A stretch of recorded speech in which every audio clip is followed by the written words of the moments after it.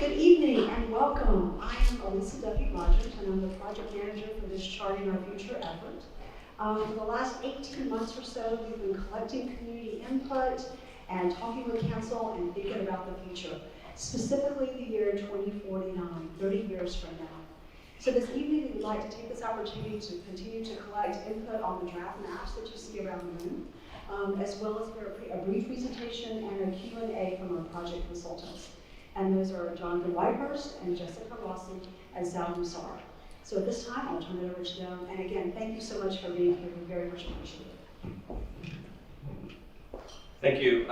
So what I'd like to do is just give you a little bit of background of what we're doing here today. And then Jessica and Sal will speak to you a little bit as well. I think it's very clear you all are pros at this public meeting stuff. So tonight's objectives, we're going to just provide you a little bit of information on where we are in the process.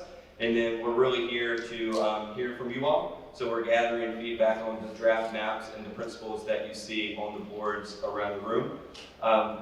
My ask of you all is if you have a comment, even if you tell it to one of us or somebody from the town, that you just take a moment to write it down on a sticky note and put it on the board, because that's the way that we're most likely to be sure that information has been recorded. So as Elisa said, we're going to have just a brief presentation, a quick Q&A. We'll open it up for some questions, and then we'll get right back to the open house, and we'll be mingling and ready to answer any questions that you all have around the boards. Just in terms of the project schedule, it was mentioned that we're kind of 18 months into this process, and the process is going to continue into next year. If you want more information on the schedule, the process, any of that information, I want to direct your attention to the boards that are over here to our left. There's a lot more information about the process, the engagement that we've done to date, what we've heard, what we're still trying to learn more about, and then a little bit of background information on the focus areas themselves.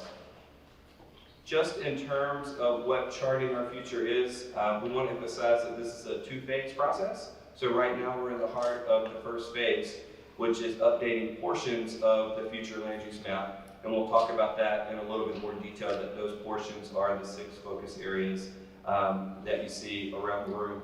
And we'll speak more to this during the presentation, and it'll come out during the Q&A as well. But the future land use map itself is really just a tool to implement the community vision.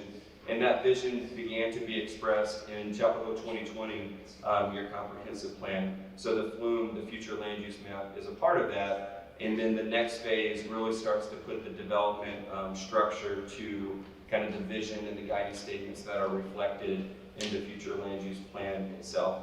And so that second phase is the actual rewrite to the land use management ordinance. So once we get to a point where we've collected the public feedback, we've revised the map, and it goes to town council and is adopted, then we go to the next step, which is to actually kind of put a little bit more detail to the development process. And so you can see that 3-step process here. So the comprehensive plan came before us. That reflects the values and aspirations of the town. With Charting Our Future, with the future land use plan, it's important to note that we're looking 30 years out into the future. And sometimes it's difficult to project that far in the future, but that's kind of what we're here today to do. And then once we do that again, we'll move into the land use management ordinance itself. Just a quick overview of the focus areas. So there were 6 areas of opportunities that were first identified as part of Chapel Hill 2020. The remaining portions of the town, for the most part, are going to remain unchanged. So we're taking a deeper look at these 6 focus areas. We're going to take that information, we're going to pull the information for the remaining portions of the town, and that will be the future land use map that gets presented for consideration. More information, like I said, about kind of the existing conditions for each of these focus areas are in the kind of the background boards that are to my left. And so one of the things that we want to do as part of this presentation is really kind of respond to some of the information that we've heard through other channels, and that's, what is controlling the pace of growth?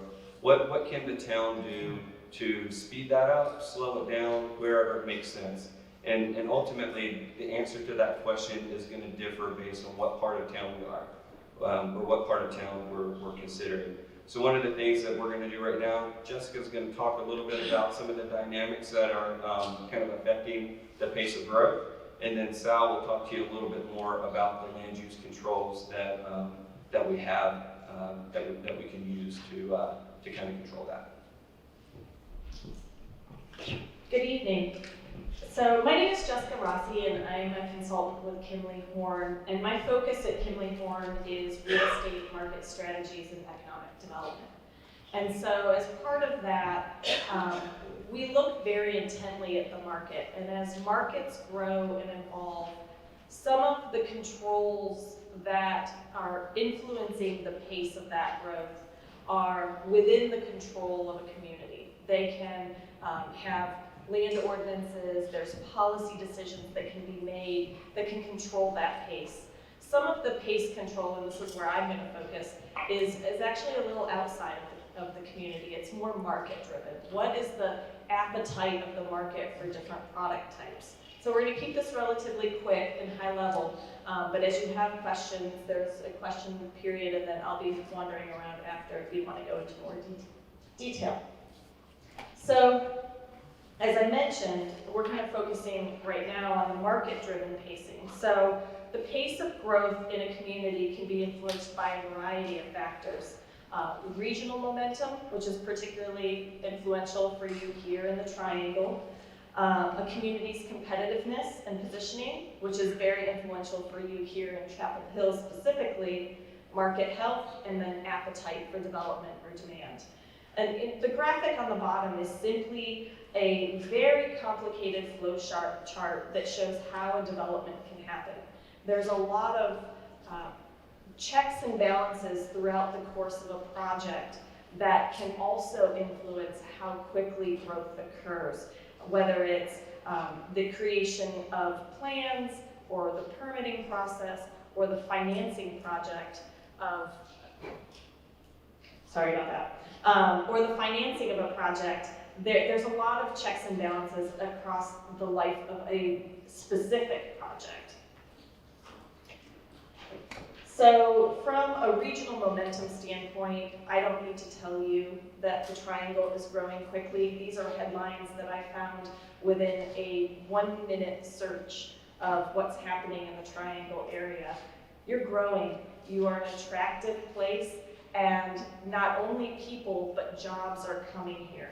That's going to influence your community here locally in Chapel Hill, just because you're part of a growing region. We also wanted to take a very, very quick look at the historic pace of growth. And I'm going to stand up just for one quick second because this is probably very small. But these blue bars along the bottom is the addition of multifamily square feet from 1974 to 2016. The orange bars are the addition of multifamily square feet in the region. And so what may feel like a boom in development here, which certainly is actually just charting along a very gradual increase. When you compare it to how quickly the region has grown, you've actually lost market share. And so that's the blue line. So you've gone from being 11% of the multifamily inventory down to 5%. And so, yes, you're growing, and yes, you feel it. The region is growing very, very quickly too. Yep. And the same thing is happening with office. So this is the office comparison. Again, relatively flat on the bottom. In fact, over the last few years, there's actually been very little office development, whereas the region, especially in recent years, has exploded. So you've lost your market capture. Oops, sorry. Can I go back? There we go. I'll sit down now. So we want to ask kind of what does this really mean? You live in a region where market demand is very strong, but the escalation isn't necessarily equally distributed across the region. There are places that are growing exponentially, there are places that are growing kind of at an average pace, and then there are places in your region that are probably losing losing their market share. Chapel Hill, as a community, is well positioned to capture future growth, and particularly these focus areas. One thing that you can think about is how these focus areas check the different boxes for how growth is attracted. Are there strong economic anchors, attractive demographics, a high quality of life, infrastructure capacity, transportation accessibility, including transit initiatives, and land availability. And each of these different focus areas offer different checkboxes, which will attract different growth patterns. You control your destiny, and that's what I'm going to pass over here in a second to Sal, is through policy decisions, you can help be a part of controlling how quickly or not quickly you want to grow. And then beyond the flume and policy planning and entitlements, the complexity of development projects can also be a secondary check. Just because a project is entitled or approved doesn't mean it's going to go up tomorrow. There are pacing and controls, even project financing, that respond to market forecasts and can help control the growth. Thank you. So I'm Sal Lucero, I'm a land planner with Kimley Horn. We want to get to your questions, so I'm not going to hit all these bullet points, talking points, but the reason we're doing this preamble is we wanted to address some of the concerns that Jessica said we heard coming into this meeting, and some of that was related to what happens when we do a plan. We all come together on a plan and we adopt it. Does everybody show up the next day and it just overwhelms us with the development? Does the floodgate open and it all comes in? So we wanted to talk about a little bit about how that development, pace of development, and timing is somewhat kind of regulated. Some of it's self-regulating, some is related to market conditions. But the way I look at it is this: when we arrive at a flume map that has all the colors on it, and the assumption is that the community becomes comfortable with that map and says, yes, this is the arrangement of land uses, where we want them, the way we want them on a map, and let's say we think that's a good direction. That in and of itself doesn't necessarily mean anything changes the next day. It also is not in any way affecting timing of the market. So theoretically, if all the development showed up the next day and occurred just as we showed it on that map, exactly the way we wanted it, you can think, okay, then that's what we want. That's the vision of land use, long-term, 30 years for the town. We know in reality, we don't want all that development to show up all at once, and it won't because of market conditions and other factors. So one of the things we talk about is understanding that the flume map itself is a long-term vision, very high level. It talks about the relationship of land uses to each other. The next level down, LUMO, then says, okay, what are the details and the specifics that get into regulating how development works and looks on a particular piece of property, a particular parcel. And in doing that, the land use controls are really not set up in a direct way to regulate or meter development, but they do have that effect, as Jessica alluded to, just by virtue of development review process, entitlement process, by how difficult a barrier entry it is based on how expensive or how long that process is. That affects timing. The relationship between market and the land use plan affects the timing of development. So if you have an area on the flume map and it says we think this should be multifamily, well, if the market is not in sync, if multifamily at the time is just not, there's not a demand for it, then it just simply doesn't happen. But remember, the land use map is saying, well, over a 30-year period, we think this is the right place for multifamily or mixed use or commercial or for a park long term. It's not an indicator or even an impetus for that to occur on our clock, because there are other factors if that makes sense. So again, as you look at the flume, it's the end game vision. It's what happens when we're built out, which is a misnomer, never really happens. But at the end of the day, this is the arrangement and relationship of land uses that we're after. From a code standpoint, again, we won't go over all these, but there are things built into your zoning ordinances, your land development ordinances, again, do have the effect of affecting timing of development. and aside from market conditions. And those things can be, for example, if a code is tied to infrastructure, well, we have to have water and sewer to a property, so that might affect the timing of the development if that's not available. We have to have infrastructure in terms of roads, proper infrastructure. You have traffic impact analysis that are done. Depending on the impact and results of those studies, you may or may not be able to move forward with the project right away. You may have to have other infrastructure, depending on who's going to pay for it. If we can't get that infrastructure in place, it may not support a project.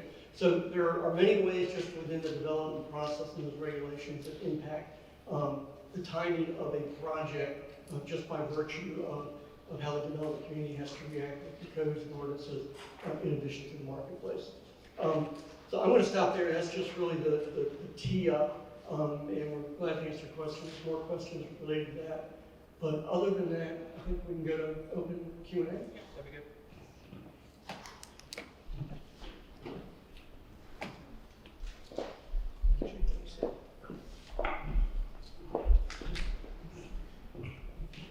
Hello, my name is Maria, and I have a question because when I was very involved in the Chapel Hill 2020 process, and we had some givens, like Carolina North was going to be up and running in 4 years or whatever we were going to. We had at that time a bus route on Pine Mountain. We had some givens, and none of that has happened. And we regulate everything to such an extent that if one little thing doesn't fall into place that we had planned, then nothing happens. So we have empty houses of Piney Mountain. For example, in my neighborhood, a house that has been empty 7 years because they can't afford permits or changes, the person moved away, and there's no room for creativity to respond to the change. And I really get scared when I think we're going to plan to 2049 and designate everything that's going to happen in Chapel Hill without leaving space and flexibility for creative individuals to say, hey, I want to do a partnership. We would get our bus route back if we had density on Piney Mountain and usage. And it would help with downtown parking, it would help the residents, it would help the elderly and the group home residents who can't drive. And if we could get a creative individual who said, I'll do a public-private partnership and on the public housing on Pike Mountain, but we don't allow for that. What can we do as we plan for future land use to encourage creativity and flexibility and look at not just telling exactly how high or where everything's going to be, but to make the process more user-friendly and allow for creative different things to happen.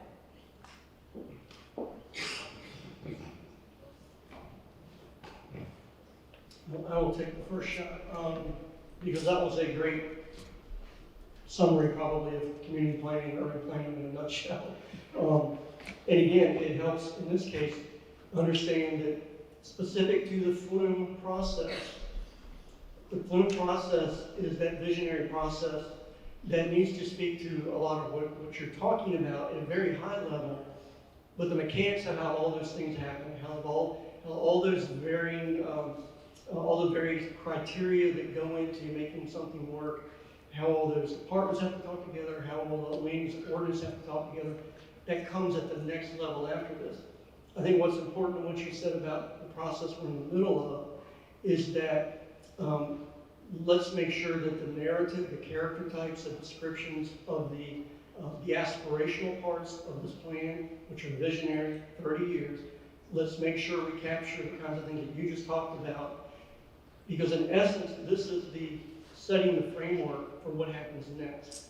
And so when you go to the next level of developing and updating your land development ordinances, it needs to reference back to this document. So this document has to have some meaning to it so that when you go to the next LUMO process, we can look back and look at the words in the future land use map and say, listen, this is what we at the time felt was important, felt was critical, felt was visionary.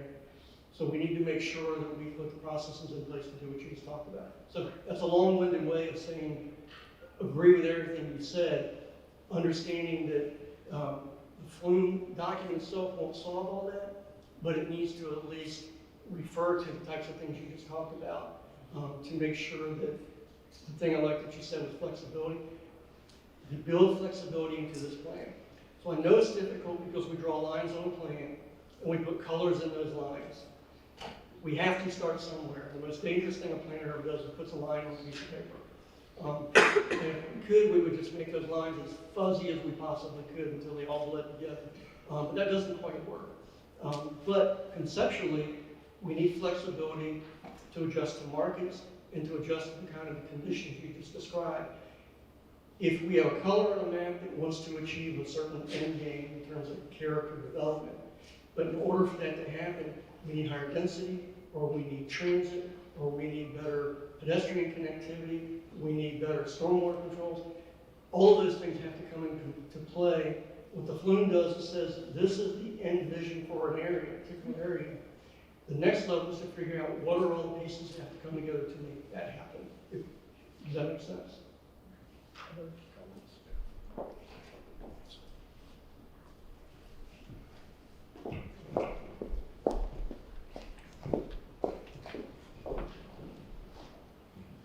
Thank you. My name is Rob David, 608 Laurel Road here in town.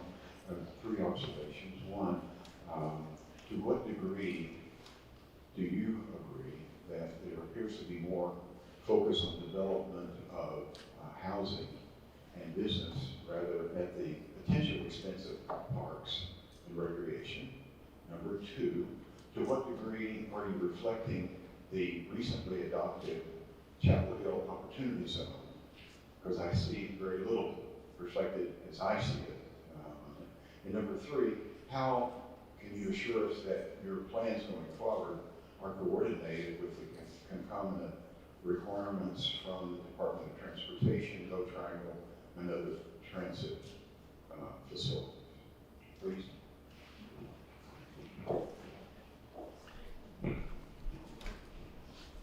So I'll start with, I think the latter two of your points. I think that the opportunity zone conversation is very timely, and that's something that in our conversations with the Council Committee on Economic Sustainability, that's part of the conversation. And so I think if it's not directly reflected, or it's not reflected in a way that you feel like is obvious enough, I think that's something that you should write down and let us know, so that we can collect that feedback and then go back to our partners with the town to make sure that we reflect those opportunity zones in a particular way. The question about transit is also timely, and I think it ties in a little bit with the first question. And I think one thing that we've learned in this process, again, a lot's changed in terms of transit in just the time that we've started this planning process to right now. And with transit, with BRT, with standard routes, with express routes, one of the things that we know is that there's flexibility there, and those things can kind of change over time. And so we're trying to be respectful for that. When the light rail, when that kind of shifted, we had to go back to the drawing board and say, what needs to change because that's different? And ultimately, the light rail information kind of goes off the map. But the vision for those areas didn't necessarily change, because we don't know what's going to be the future for transit in 30, 40 years. And so we kind of tweaked the density a little bit in some of those areas, but ultimately kind of the impetus of those areas didn't change significantly. Your question about housing and business at the expense of parks, I think one of the things that we've tried to do, particularly in these focus areas, is to make sure that we respect those places that are open space now, and that would likely be open spaces in the future. And one of the things that I'm hoping, as you go around and read these principles, particularly in the category that talks about kind of natural space and environment, if you feel like there's shortcomings in there, just make sure you express that to us as well. Because as you go around, you'll see that that's something that we've tried to make kind of a point in each of these areas. And the aspect of open space is going to differ whether you're in a downtown area versus along Bowling Creek. That kind of thing. Thank you.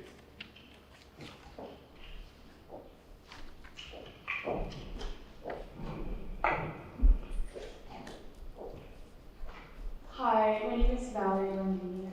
I'm a journalism student at UNC. I was looking at your What We've Heard poster, and I noticed that the first point of agreement among community was that promoting walkability and bike accessibility is a priority, maybe the top priority. That was why I was listed first. But then looking at these different map drafts, I noticed that walkability seems to be at best a buried goal. And I understand that land use is a lot more complicated than sidewalks, but I was just wondering how much of a priority are the basics in terms of just being able to walk anywhere in Chapel Hill and not just downtown.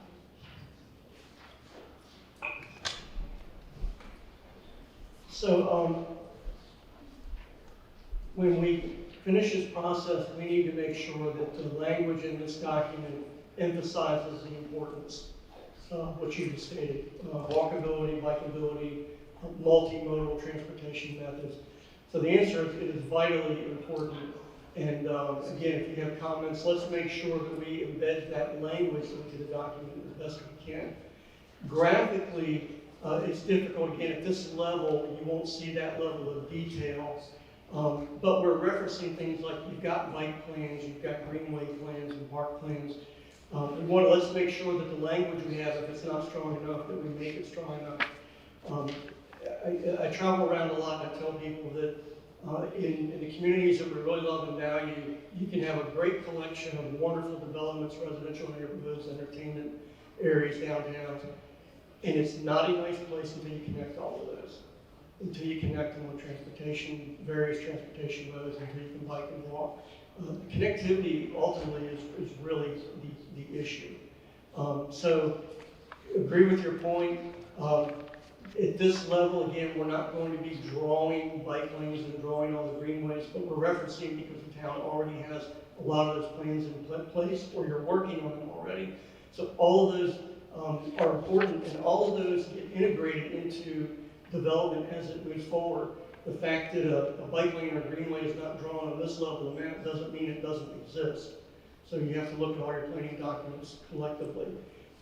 But we do want to make sure that the language addresses your point as strong as possible, because I think connectivity, for me personally, is absolutely one of the top bullets at the top of the list for good planning and quality of the community, and the demand that a place like Chapel Hill has on being able to move around your community in ways that don't always require automobiles.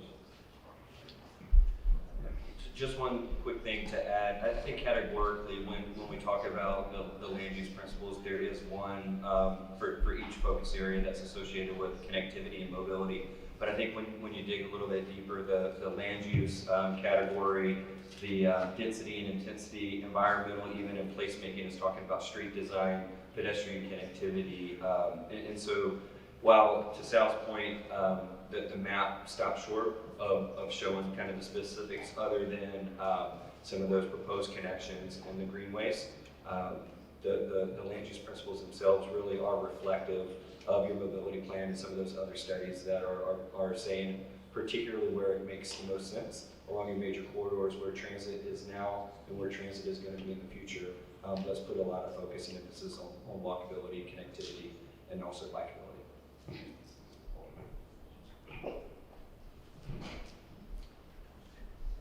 There are some of us here dressed in Lincoln green, and we live in a neighborhood off in Elkay that has been designated with the possibility of changing its zoning from single family to multifamily. And we're interested in having that reversed. We would like to have our neighborhood continue with its communal and historical values. And so My question is, if you have colored us yellow, and we don't want to be colored yellow, what does it take to go back to what we were, to go back to not being colored at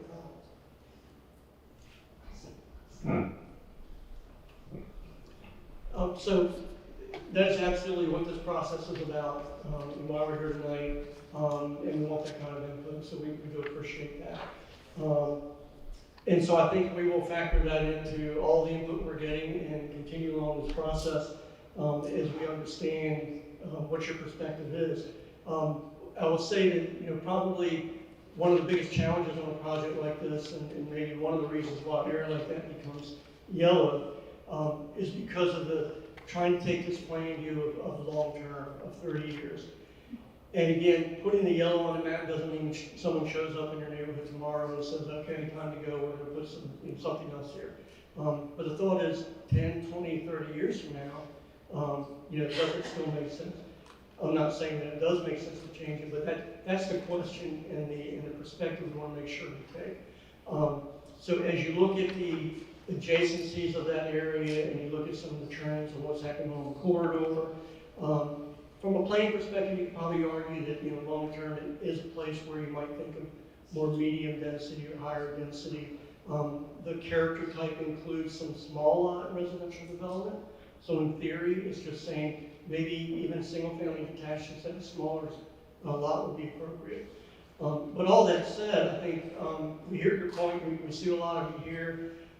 So yeah, as we sit here today, I think that's something that with this input and hopefully you're leaving some additional written messages, we will factor that into our discussions as we move forward, our discussions with council, and our further public engagement on this. So glad you're here, and it's good to know. We'll keep Can I just ask one follow-up question? Who actually makes that decision? What human being says yay or nay? So that would be the town council. So town, Who makes the decision to propose it to the town council? so this is the draft that's before you. We're gonna take all the comments that you have given to us tonight and we'll relay them back to town council. On the draft to the town council. That's what we're asking. Well, we were gonna go to them on October the 2nd and relay all of your comments. And at that point, we'll say to them, there are X number of people here in the room, and what they really want is for Windsor Court to be removed from the focus area. I'm sorry. It's Windsor Circle, not Windsor Court. Okay, I apologize, Windsor Circle. So we will bring it to them on the 2nd and let them know your concerns. And at that point, they may say, go ahead and remove it as a part of the version, the next version that comes forward, or they may say, talk to a few more people, and the next time you revise it, take it out. So the planning department, in this process is already decided, it's going to stay as proposed high density. Is that correct? No, sir, the planning department doesn't make any of those decisions. It's the town council who makes those decisions. And so that's why I said I would take it to them on the 2nd, give them all of your feedback, from the notes that you've written, from the number of you here in green, and let them know. And they will either make a decision that night to remove it from the draft, or they'll, maybe say we'll do it, we'll have another conversation about it at some point in the future. But it is the town. But it's in the draft first. Well, until council tells us otherwise, that is the case. And the boundaries for this focus area date back to 2012 when Chapel Hill 2020 was done.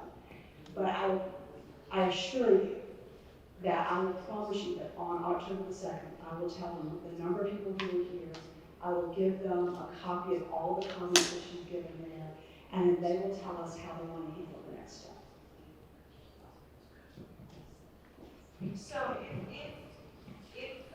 if they receive our comments and our wishes and still decide to keep it in, and again, the next phase decide to keep it in, what recourse do we have? Continue to talk to your town council.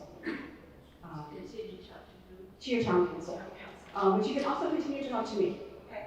But until, the day they adopt the map, you have the opportunity to continue to make your comments and your concerns, and I would urge you to do so.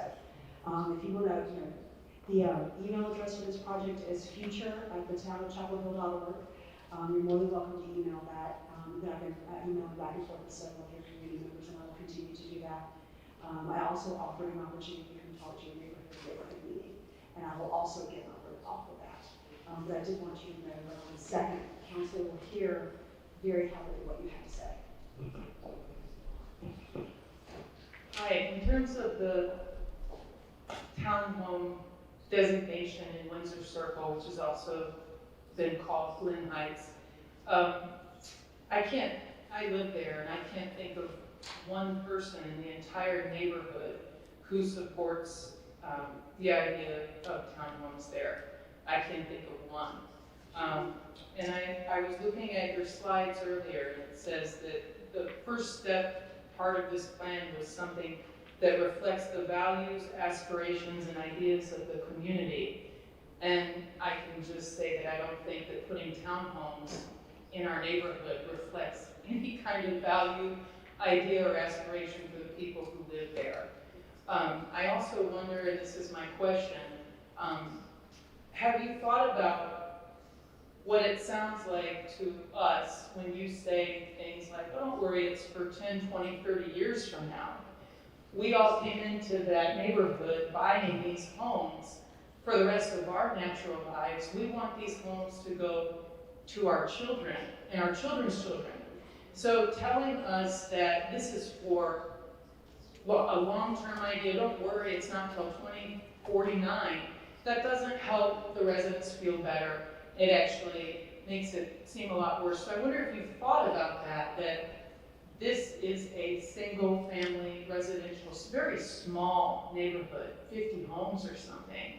We all want to live there for the rest of our lives and hand these homes down to our kids. So when you say it's long-term, do you realize that that doesn't matter really at all to the families there?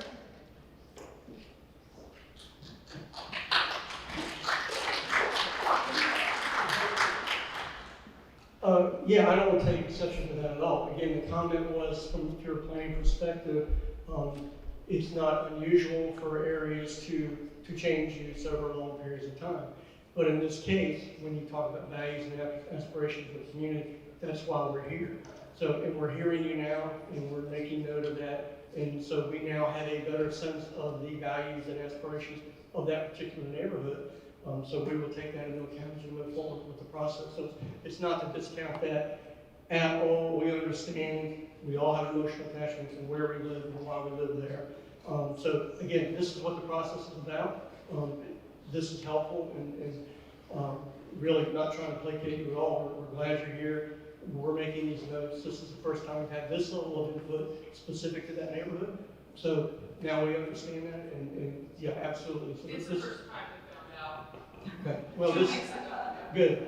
So in one sense, I think the process works. If we've gone further in the process and didn't get this input, then that would be a bigger concern. So again, thank you. This is helpful. So let's take 2 more questions, and then we'll open it back up to open house. So, Yes, and just, I want to say that part of the problem we've had in Chapelville is that a lot of people wanted to stay exactly like it was when they moved here or bought into their home here. Yet, we do have a lot of turnover, and our children will not be able to afford our homes and the taxes. And I have 3 children in their 20s and 30s, and none of them could live in my house and maintain it and pay the taxes on it. And I dare challenge your idea that your grandchildren will even want your house. It will be old, you will have a lot of repairs that you won't be able to afford in this community. And we're becoming a retirement community. And when I was on town council, we approved ancillary apartments. I got chewed out in my neighborhood. We don't want people building a basement apartment. There'll be graduate students and young professionals who want to party. They can go live in Durham. So we have lost market share, and we're becoming less attractive. And then we can't afford to do the things like maintain the beautiful parks and build the greenways we want. So we're losing the productive young people. in our community, they are moving to Durham. Chatham County now has a higher per capita than Orange County. Because a lot of people who can afford to build modern houses, they don't want to put up with the barriers in Chapel Hill.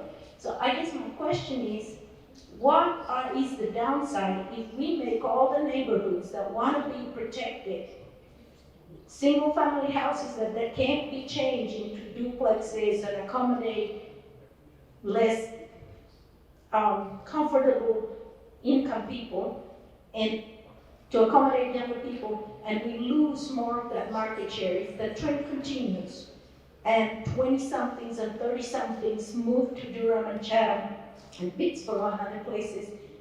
What is the impact to Chapel Hill as far as the community? I know I don't want to live in a community that only has little kids because of the schools and then older people. But what, as far as running a town from your point of view of urban development, what impact would that have? I would like to understand that better. I think that's a great question, and it's a question that Chapel Hill is grappling with, it's a question that Raleigh is grappling with, it's a question that communities across the country are dealing with. Not necessarily affordable housing, but how do we provide a variety of housing types that can be purchased or rented by people that earn many different income ranges and are attractive, creating places that are attractive to children, to young professionals, to families, and then to people that are beginning into their retirement stage of their lives and beyond. And so the idea of creating a variety of housing types is critical, and I think has been an important point in each of these focus areas is how do we offer a multitude of housing types, knowing that this is just a sliver of your community. These are just several focus areas when there's also a larger community plan that also is looking at how to protect in some cases or evolve in others single-family neighborhoods and keep them competitive so that you can maintain your market share. And I know the term townhomes is contentious at the moment, but one thing that I'll add is, at one point we just focused that particular character type on townhomes themselves, and over time we realized that that's an opportunity, or that particular character area is an opportunity to introduce the different housing types that Jessica's alluding to. And so that's why if you dig a little bit deeper, that particular character type is reflective of not just townhomes, but small lot, single family homes, and the like. So you actually see that et cetera tag on that, and that's kind of in response to a degree of what you're suggesting. We'll take one more question, and then two more questions, and then we'll kind of break, and you guys can come up and talk to us one-on-one if you'd like. Okay, great. My name is Gary Baum. I'm at 105 Windsor Circle, otherwise known as Glen Heights. So the MLK corridor is being planned as a higher density area focused on students. Do I have that correct? Student housing along the MLK corridor. So Windsor Circle, right now, as it stands and as it has been for the last 70 years, it's a moderately priced, affordable neighborhood where people who work for the town, work for the university, are small business owners, are artists that add a lot to the fabric and the dynamic of Chapel Hill. Affordable and moderately priced neighborhoods are becoming fewer and fewer and farther and farther between in Chapel Hill. That is something that should be preserved. The character of Chapel Hill and these neighborhoods is something that should be preserved. So I'm not saying don't build new houses. I'm not even saying don't build this student corridor along southern MLK. But I want to quote something from your land use plan. So there are focus area principles. And in the South Martin Luther King Jr. Boulevard, it's the first one under land use, says future uses along the corridor should encourage student-focused housing and to limit the encroachment of student housing on adjacent single-family neighborhoods. Case in point. So again, the goal here is to take Windsor Circle, or in some areas it's known as Glen Heights, take that off of this map. Another land use principle is this area should encourage mixed income housing. That's what we have in Windsor Circle. We don't have grand palatial houses. We have moderate to modest homes.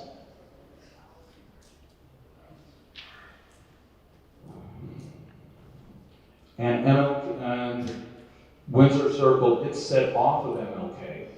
It's not on the high density. You can get to it, but one other thing that needs to be recognized in the Windsor Circle neighborhood, there is one street that goes in and one street that goes out. You increase density from 1 or 2 houses per lot to 5 to 8 times 50 lots. Our kids can't play in the street anymore. I'm sorry, what was that? Our kids can't play in the street anymore. That's right, our kids can't play in the street. We just had a tree fall down on Critz Drive, which is the little street that comes in. The neighborhood was cut off from emergency vehicles for about 4 hours until that was taken care of. And just know that our neighborhood is one of monthly community gatherings and potluck dinners. We have music performances. We have children's Halloween parties and parades. So it's a very vibrant neighborhood, a very strong part of the Chapel Hill fabric, and one that needs to be preserved and taken off this land use map. Is that something that can be done? Thank you.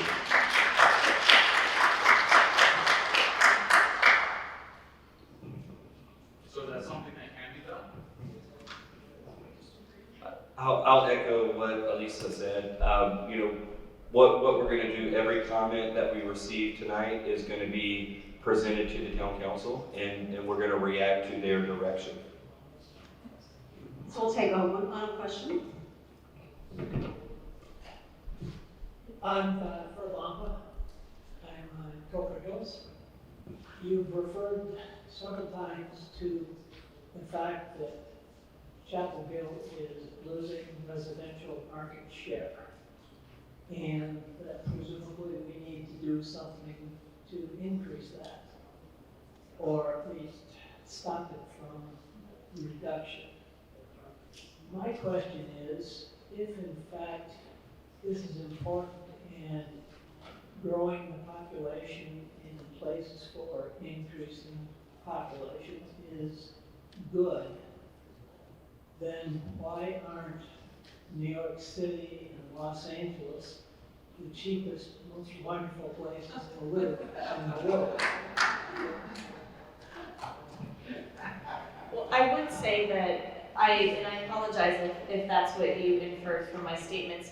Our goal is not necessarily to, shockingly reverse this trend. It was simply a messaging of, although there are real growth pressures here in Chapel Hill, the growth that you are experiencing now has been generally on pace with where you have been in the past. And the reality is that as a community, you don't have as much market share to capture. There's a lot of areas of this community that are, all intents and purposes, built out or are set in their land use designations. And so other areas that are more rural or are more suburban and have more available land will capture more market share because they have buildable places beyond the capacity that Chapel Hill has. Why is that good? It's not good or bad. It was just, I didn't mean it as a good or a bad thing.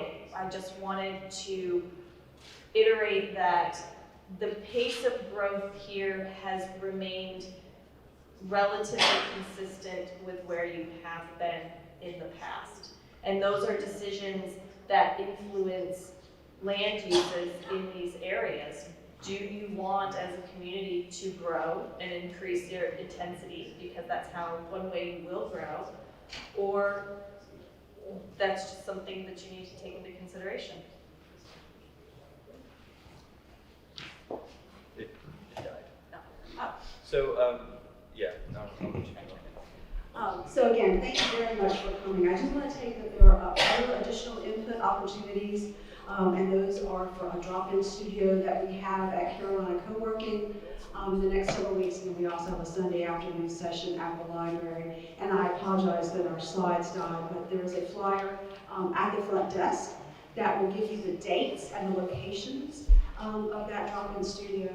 And again, please tell your friends if they didn't have an opportunity to be here.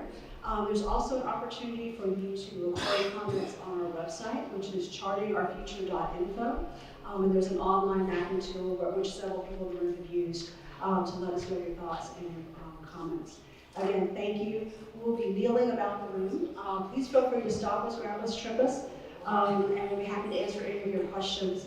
Have some food, and thank you again. Have a wonderful evening.